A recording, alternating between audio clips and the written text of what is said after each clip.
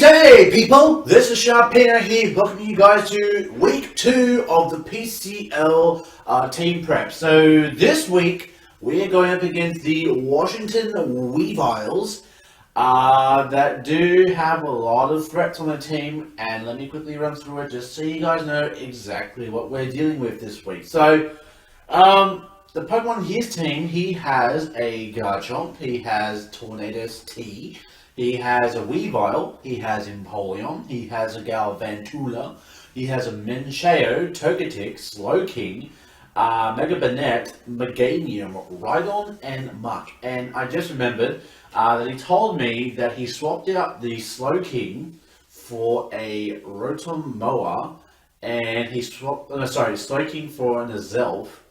And I think he swapped the Meganium for a Rotom Mower. I'm pretty sure that's what was said. But either way, though, we've got a hand. We've prepared a team for our good friend of the Washington Weaviles, Mystic. Go ahead and check out his channel. He's linked in the description down below.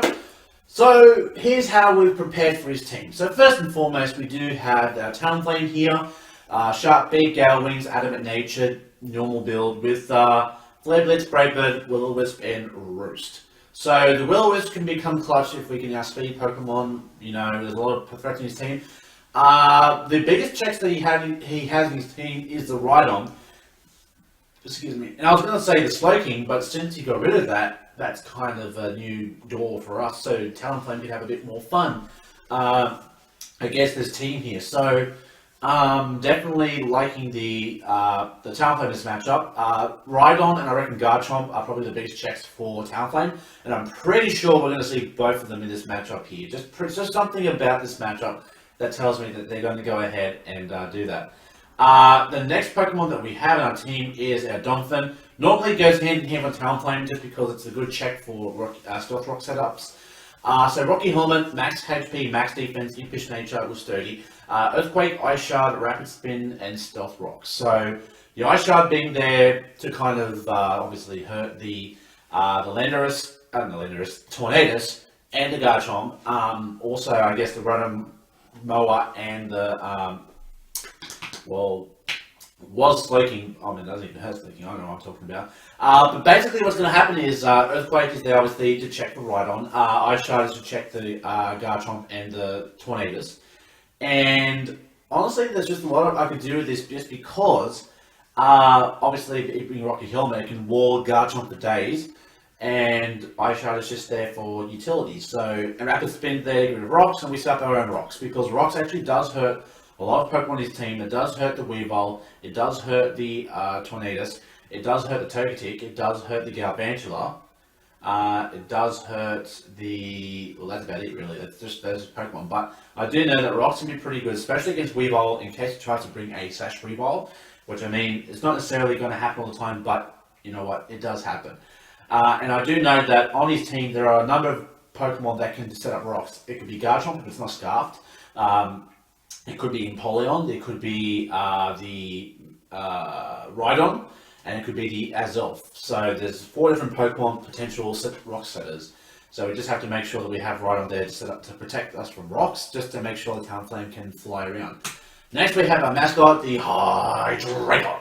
With Choice Scarf, just because I just feel like we should be able to have a lot of speed on our team here. We've got Draco Meteor, we have Dark Pulse, we have Earth Power, we have Super Power. Now the reason why I decided to put Super Power on this one is because just because I felt this week the Superpower actually might become a bit more helpful this week in our matchups. And the Superpower would definitely do a lot of work on the Weavile. It would do a lot of work on the I guess it's really just the Weavile. Because even though I know probably Weavile would obviously outspeed with an Ice Shard, just on the off chance that we could go ahead and possibly get a setup on it. Well, not even set up, I don't even know what I'm talking about here, but just in case we could try to superpower something like the Rhydon in case it wants to come in on us, or the Weavile.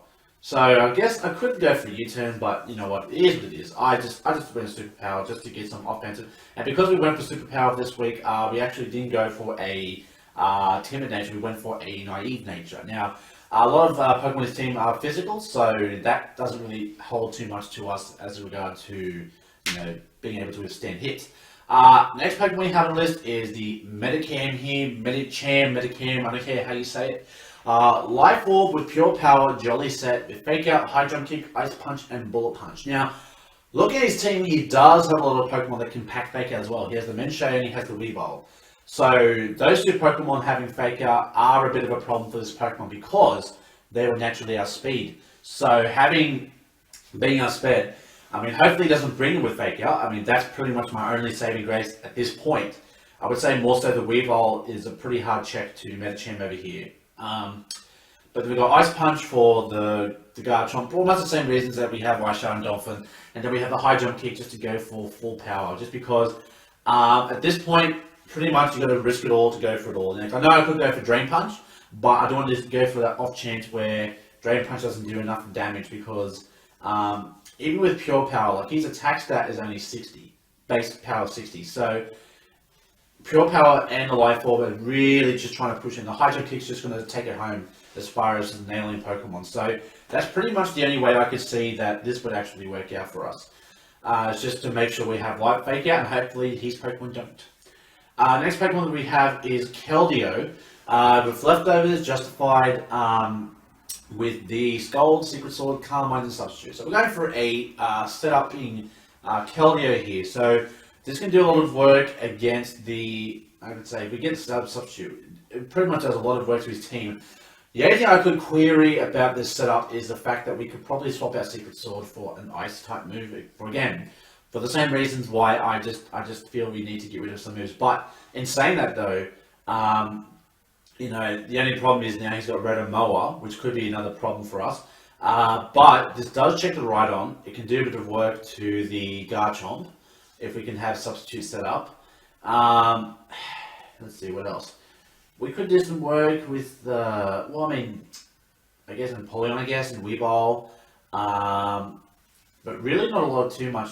I mean, this is just it's just an all over the place. Like, I apologise if I don't sound very, I'd say professional. Not even professional. I don't really explain things pretty well. I do apologise for that, but I'm not a professional battler, as you guys know. I try to give you guys the best explanation I can.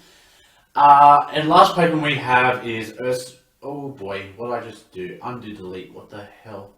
Alright, there we go. Alright, so, there we go. Alright, so the last Pokemon that we have here is the Ursaring here. Now, Ursaring is a pretty powerful Pokemon, if I say so myself. I was pretty happy when I got Ursaring of the NU and below picks.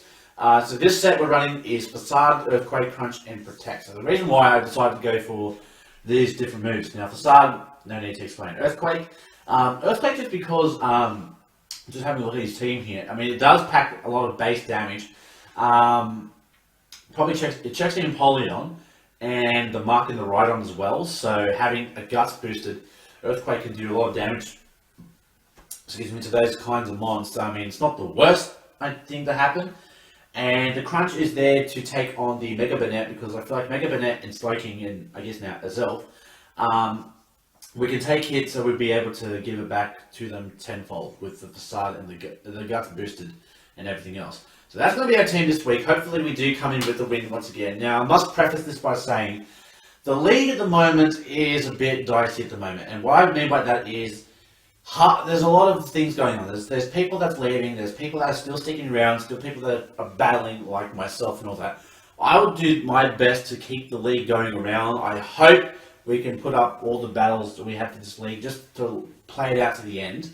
But like I said, don't be surprised if you don't see any more PCL battles. But I'm going to try, I'm telling you guys right now, I will try to make these plays come through. So I will do my best when it comes to trying to put up the video, trying to face my opponent and put up on the video for you guys, because I do understand that some of you guys do like watching me battle, and that's cool. I have no problems with that. Like I said, I'm not exactly the best battler, and sometimes it's a bit hard for me to put words to describing team put together and why. So don't, please don't be too harsh on me for that. Like I said, I haven't battled a whole deal to get a good concept to explain everything with no issues, but I just try to explain based off looking at my opponent's team. Now, whether that could be correct or incorrect, well, that determines whether we win or lose, whether we made the right decision to bring certain Pokemon or not.